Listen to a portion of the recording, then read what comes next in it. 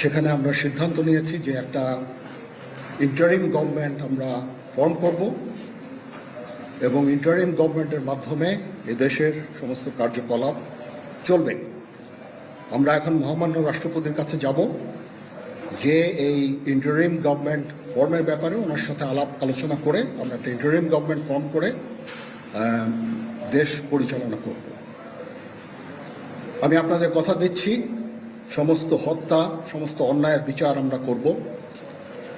আপনারা সেনাবাহিনীর প্রতি আস্থা রাখেন, সশস্ত্র বাহিনীর প্রতি আস্থা রাখেন। আমি সমস্ত দায়িত্ব নিচ্ছি, আপনাদের জানমাল, এবং আপনাদেরকে আমি কথা দিচ্ছি যে আপনারা আশাহত হবেন না। ইনশাল্লাহ আপনাদের যত দাবি আছে সেই দাবিগুলো আমরা পূরণ করব এবং দেশে একটা শান্তি শৃঙ্খলা ফিরিয়ে নিয়ে আসব।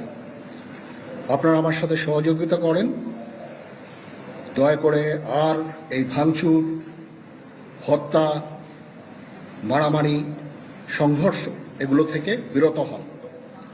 আমি নিশ্চিত যে আপনারা যদি আমার কথা মতো চলেন, আমাদের সাথে যদি একসাথে যদি কাজ করি আমরা, নিঃসন্দেহে আমরা একটা সুন্দর পরিণতির দিকে আমরা অগ্রসর হতে পারব। আপনারা দয়া করে আমাকে সাহায্য করেন। মারামারি করে এই সংঘাতের মাধ্যমে আমরা আর কিছু অ্যাচিভ করতে পারবো না, আর কিছু আমরা পাবো না। সুতরাং দয়া করে আপনারা সমস্ত ধ্বংসযজ্ঞ, সমস্ত অরাজকতা, সমস্ত সংঘর্ষ থেকে বিরত হন এবং ইনশাআল্লাহ আমরা সবাই মিলে একটা সুন্দর ভবিষ্যতের দিকে আমরা অগ্রসর হব। প্রতিটা হত্যার বিচার করা হবে, প্রতিটা অন্যায়ের বিচার হবে। আমরা আজকে সুন্দরভাবে কথা বলেছি, সমস্ত দলের প্রধান দলের নেতারা এখানে উপস্থিত ছিলেন।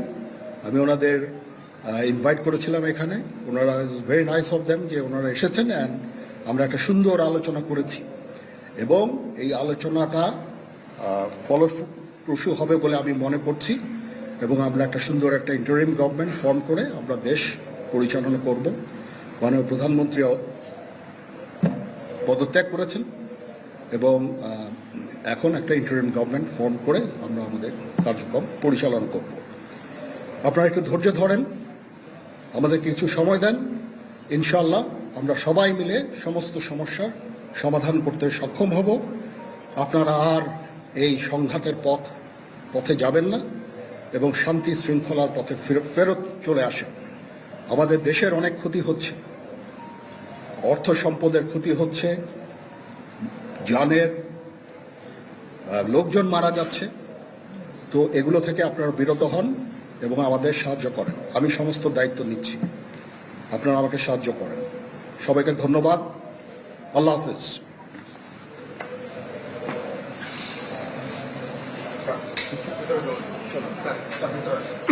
আপনারা কি কোনো প্রশ্ন করতে চান?